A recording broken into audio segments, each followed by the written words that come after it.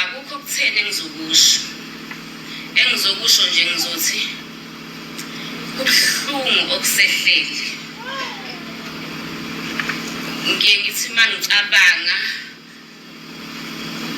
kungabe bikho ukuthi ngithi ngizothini kubani ngoba ngiye ngitshela ukuthi ubaba lapha ekhona uma uMadiba ugogo kaSiqiniseko umamkhulu wami ubhuti uCabangani lapho bekhona bengithi bazoba yilambu. Ubhuti uZweni hambe egcineni bengithi kuzoba yilambu. Kancane kancane indlela okwenzeka ngayo yonke into ihlelwa uNkulunkulu kodwa ngendlela okwenzeka ngayo uze uyibuza ukuthi kanti lapha bakhona bakhumbuli nibashiya bani ngemumva.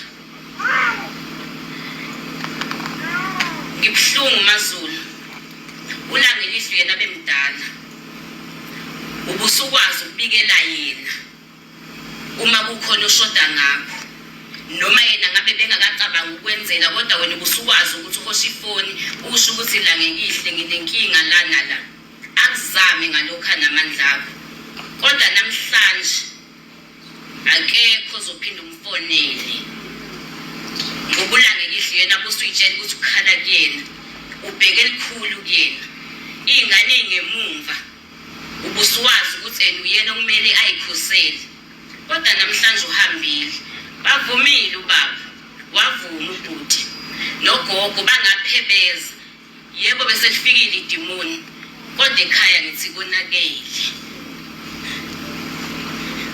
akuhambi kahle noma ngabe bekufanele kodwa bona bekumele ebe isigoga ongcono mhlawumbe umuntu akabhuti bekuyoba ngcono eyisigoga kungabe ukuthi umphefumulo wakho uyahamba.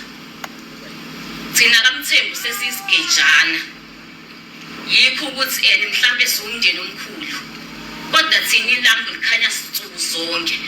Leli lambu noma ngabe likhanye kaZulu kuyafana ukuthi likhanye kaMthembu ngoba lokho kwehle kaZulu kuyafana ukuthi kwehle kuthina ngoba igazi lethu leli. Ngithi uNkulunkulu noma ngabe uyabona ukuthi kusifanele ukuthi siqhubeke sande ngicela ukukhumbula ukuthi nathi singabantu kuyazwela sekuningi thina unyaka nonyaka siyalilayithi ikhandlela sibonga kudlulile izinyanga nyaka odlule mhlambe lwasilayithe kabili kushiyana inyanga nomthandazo mhlambe siyawudinga asazi kwenzakaleni siyakuzama sikuzama kodwa asiboni kwenzakalani akukho kwamangcobo kuphela endlini kaBaba thina sonke